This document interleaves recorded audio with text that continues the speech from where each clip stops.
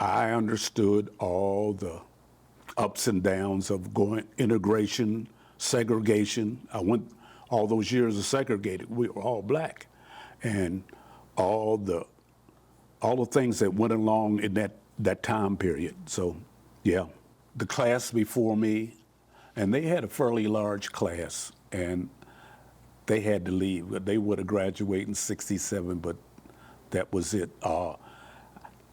We had people that trickled out of there around '64, and they were the front runners. Around '65 it was a little more, but in '65, we knew, they told us ahead of time, this is it. So '66 will be the last class, and Shenandoah County did a little earlier, and Frederick County, of course, Frederick County only had one school at the time, was James Wood. That's it. So, and we had a lot of kids, athletes that, went to other schools, and I can remember some of the guys that were not a senior yet, might have been struggling, their GPA was not great. Uncle Sam was coming to get them. They were getting drafted right out of high school, hadn't even finished high school. So that was really devastating right there. And we knew integration was coming.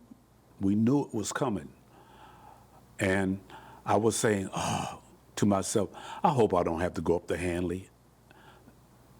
To myself, but then again, I wanted to get that experience, but it never happened. So, but as far as they had a football team, and I knew I could play football, and they had basketball team, so I knew I could participate in something at Hanley, even sing on the choir. So I think a lot of people were advocating for it because the first 5 or 6 people that left Douglas came back with positive, not all positive, but positive things, and people to start saying, well, we better get ourselves ready for this.